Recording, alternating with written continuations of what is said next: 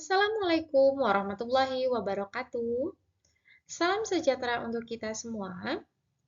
Salam jumpa mahasiswa sarjana manajemen dimanapun Anda berada.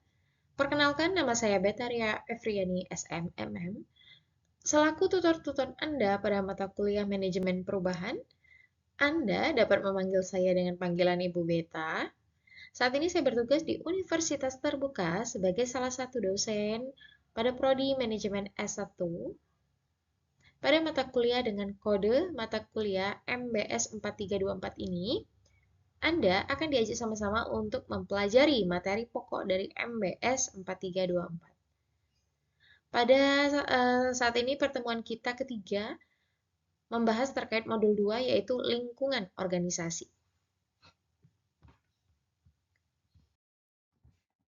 Lingkungan organisasi. Jadi organisasi memang diciptakan oleh manusia, tetapi organisasi juga banyak mempengaruhi kehidupan manusia sendiri ya.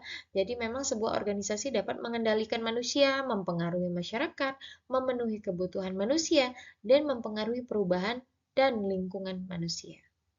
Kemudian lingkungan organisasi ini bisa didefinisikan sebagai kekuatan umum atau elemen yang ada di luar organisasi, tetapi juga memiliki pengaruh bagi kelangsungan hidup dan operasi sebuah organisasi. Ini dikutip dari pendapat Cunliffe tahun 2008 halaman 75.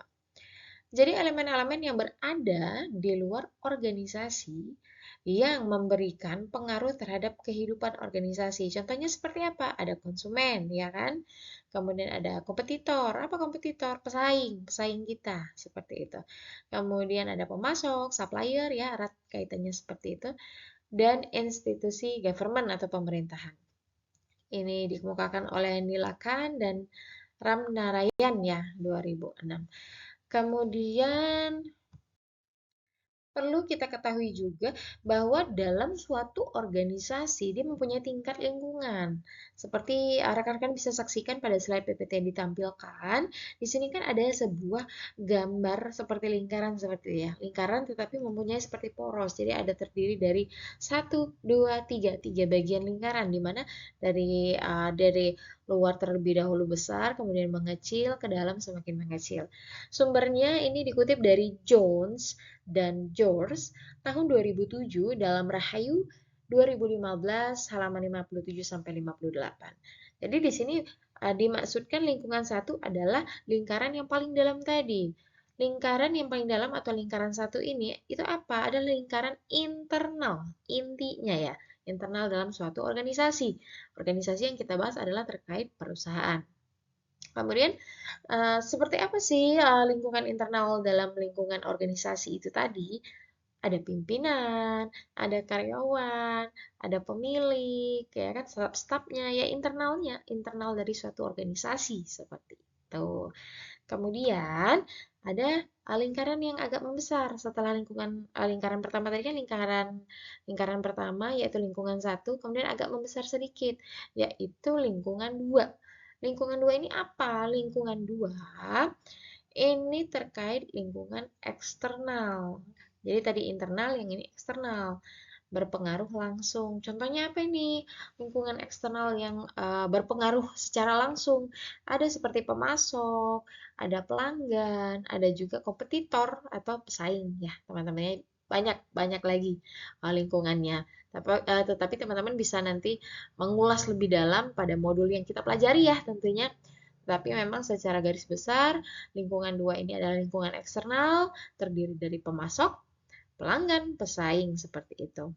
Kemudian lingkaran yang paling besar atau lingkaran luar, yaitu lingkungan 3.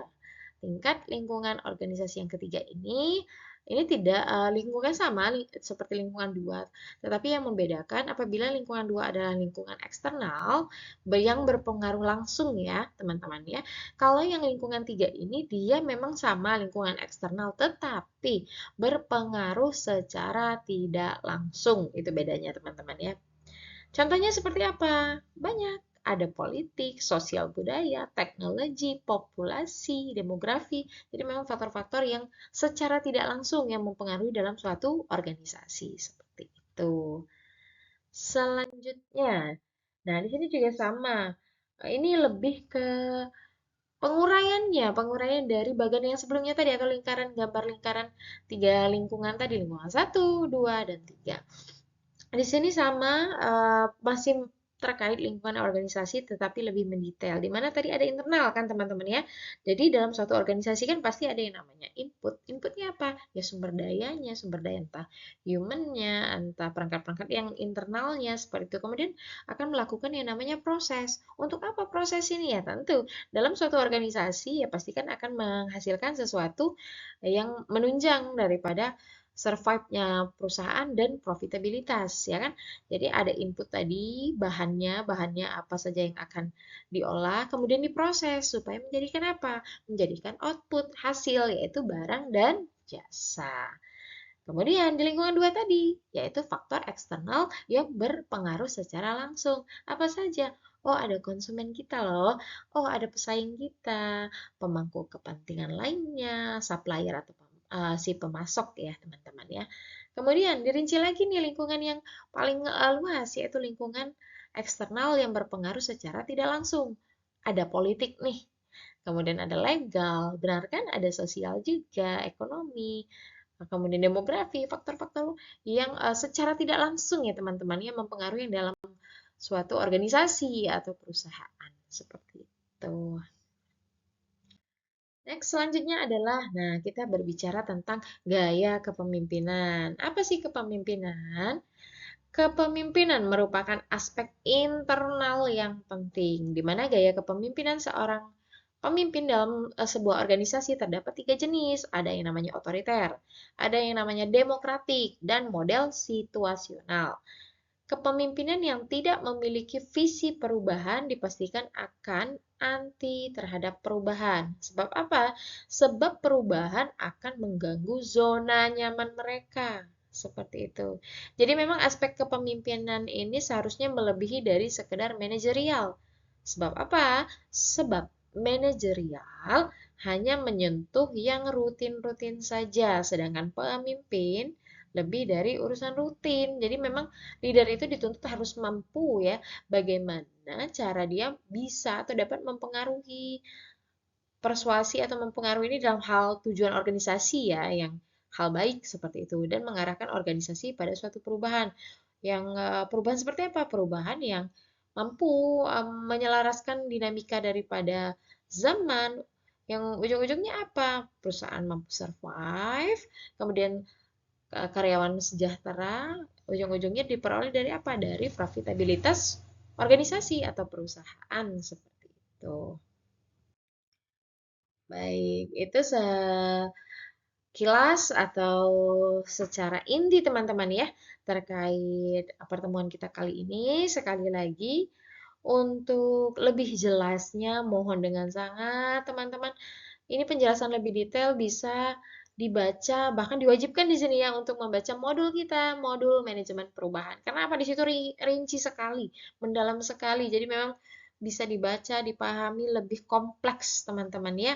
Seperti itu. Dan mohon dengan sangat juga ini teman-teman saya mengingatkan kembali bahwa kami selaku tutor mengingatkan untuk teman-teman ini mempelajari materi yang sudah disediakan di web, materi inisiasi dan juga materi tambahan yang diberikan. Kemudian teman-teman juga diharapkan aktif dalam apa? Dalam diskusi, dalam tugas, kuis, latihan itu juga dikerjakan. Karena apa?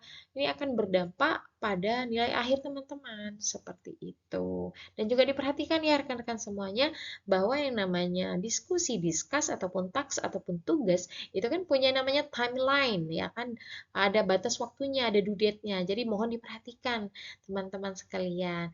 Agar apa? Agar nanti tidak miss. Saya mau upload tugas, oh ternyata sudah tutup. Nah ini yang menjadi suatu kerugian sebenarnya, rugi di teman-teman juga, dikhawatirkan nanti akan mengulang di next semester. Jadi harapan saya silahkan ikuti perkuliahan tutan ini dengan baik, materi-materinya diunduh, ratnya juga dipelajari, serta juga upload tugas, diskusi itu dikerjakan sesuai dengan, diindahkan sesuai dengan batas waktunya.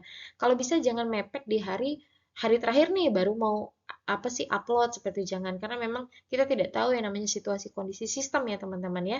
Biasanya kan kalau hari-hari akhir itu teman-teman banyak nih yang akses, nah takutnya sistemnya down, nanti teman-teman kok nggak bisa, kok seperti ini. Jadi mohon dengan sangat untuk tugas-tugas dikerjakan akan lebih cepat, lebih baik, tentunya dengan ketepatan jawaban, ketepatan yang dibuat ya, seperti itu. Jangan sembarang buat, diindahkan juga ya teman-temannya. Jadi perlu teman-teman ketahui juga bahwa dalam memberikan tanggapan, mohon cantumkan sumber utamanya, bukunya dari mana, misalnya seperti itu.